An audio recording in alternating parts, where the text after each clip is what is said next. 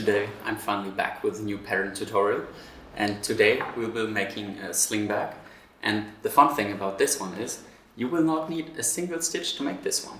It's all assembled with different techniques that you can use that make it still very robust, but you will not need to stitch anything.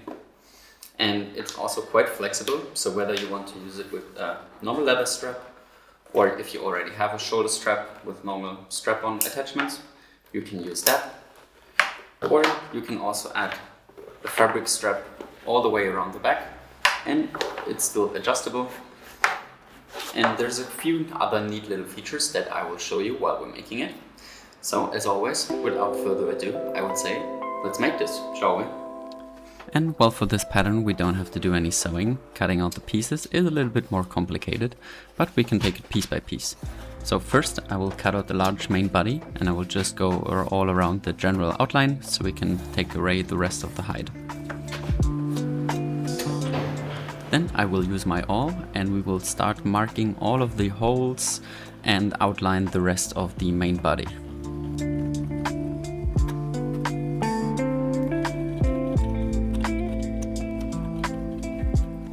And from some of these scraps I will also cut out the shoulder strap attachment if you will make this version. If you just use the normal shoulder strap with a clip-on, you will not need these two pieces. And I have half round corner punches, so I will use those at the top and the bottom to punch out a smooth half circle. And then I just use another corner punch for the inner smaller diameter on top. And then we can use our normal cutting knife and cut out these strap attachments.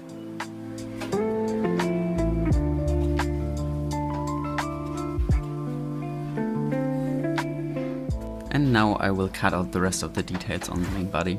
And my recommendation here is you want to put the tip of your knife in the corner and then cut away the line until the other side, and then again turn it around and put the tip of your knife into the corner so you can get some nice crisp edges when cutting it out.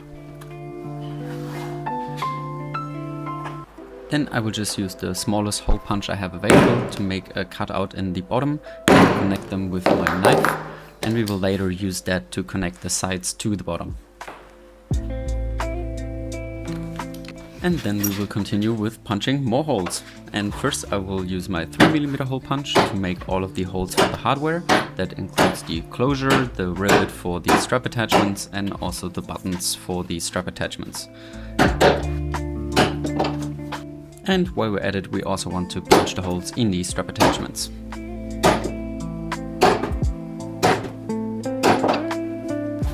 Then I can go back to my 8mm hole punch, and we can punch all of the remaining holes that we can then later use to make the mechanism that connects the sides to the back pieces.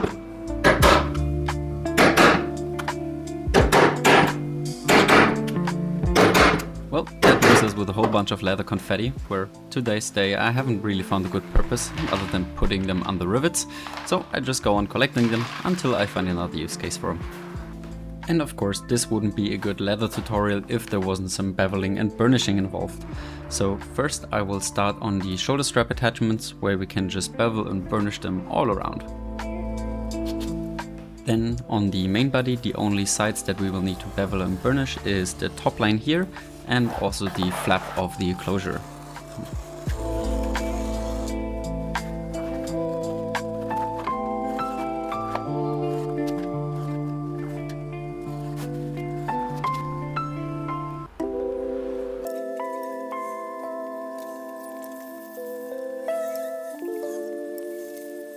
Alright, and next up we want to start adding our hardware, and that is for the strips on the back.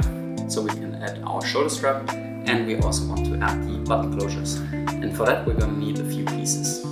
For this bag I really like these rivet style magnetic buttons, because that saves us a lot of trouble, because we will not need to cover up the back side of the magnetic button with another piece of leather. Then we also just need a couple more normal rivets. And I also use two normal buttons for the shoulder strap attachments, because that allows us to open and close up the shoulder straps. And for all of the hardware, I will first start with the rivet magnetic buttons. So these ones are on the flap and all the way on the other side where we will need to attach them.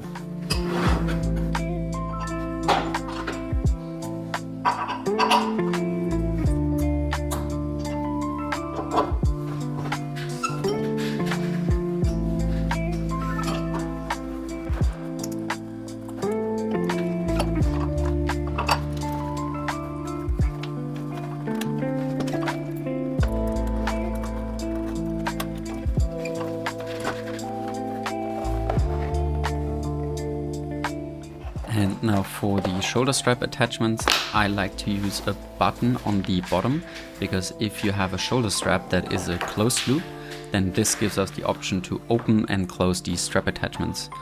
And most commonly you find S-spring buttons with most hardware because they open and close rather easily.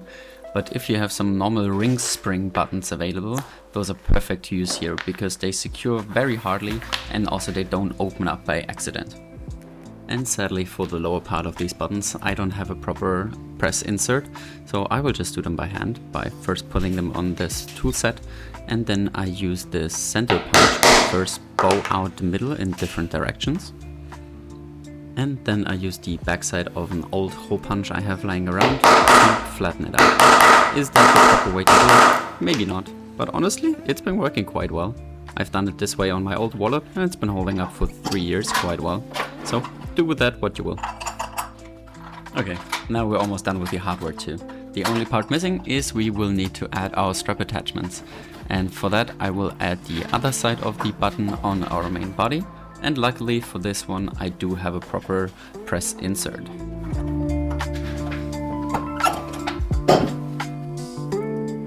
And now we can secure the rest of the shoulder straps on the main body, and for that we can just use some classic old rivets.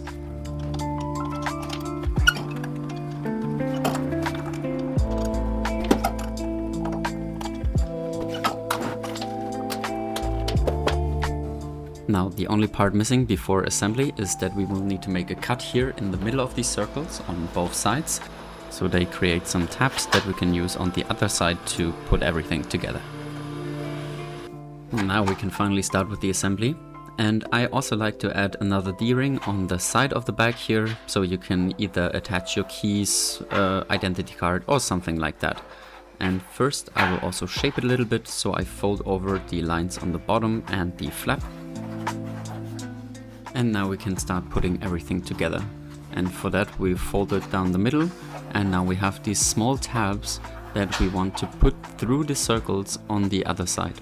And the easiest way for me to do it is I pinch down on the ends of the tab to put them together and then press it neatly into the circle on the other side. And it will be a bit tricky in the beginning, but then once all of them are in there we can also put it flat and it looks also quite nice from the inside. And here I'm using a 25mm D-ring that I pull across 2 of the tabs and then just put them through the circle on the other side, and that secures our D-ring to the bag as well. And I've tested these quite a bit, they actually hold up quite a bit of force. So if you want to make the version of this bag with the normal removable shoulder straps, then you can attach just 1 D-ring on each side and then use that as your attachment for your shoulder strap.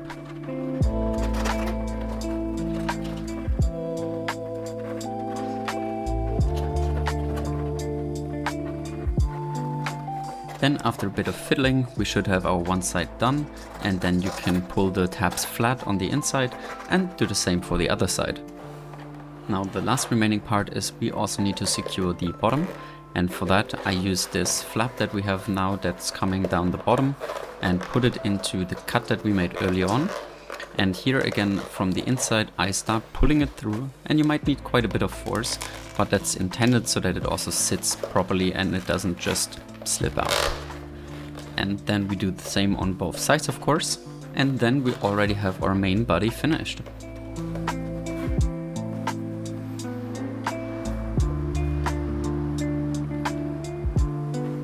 And in this video I'm making a version with the leather strap. So here I also have one 120cm long leather strap that I have, where I just round off the ends here. And then I punch some holes on the other end so that we can attach a buckle and then basically use it like a belt.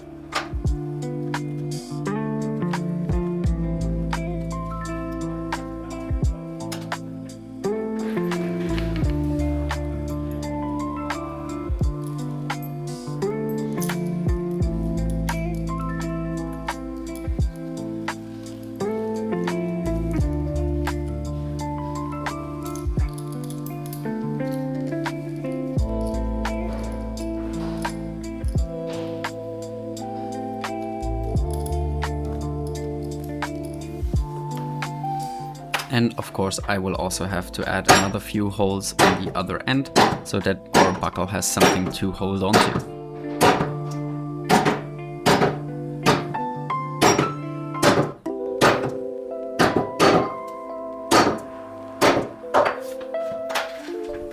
Now, that was the leather strap that we can use for the bag, but of course you can also use a fabric shoulder strap, where for this one I just have one end with a normal slider that I sewed on the end, but here you can also use some rivets if you have them. And then on the other side we also have one more slider, and then it wraps, the other end wraps around inside of that slider and is then again attached to the strap. And that gives us an adjustable fabric strap that we can also use. And also note there's two different strap attachments in the pattern depending on whether you want to use a 25 or 40mm strap. And then here's an example of the last option that I provide is you can just add 10 or 25mm D-rings on the bag, and then you can just use a normal shoulder strap with swivel hooks on the end of it. And now, thanks to the buttons, we can also just add our shoulder strap, close the buttons, and our bag is done. And as always, I hope you enjoyed the video. If you do, please leave a comment or a like. And I would say with that, see you next time.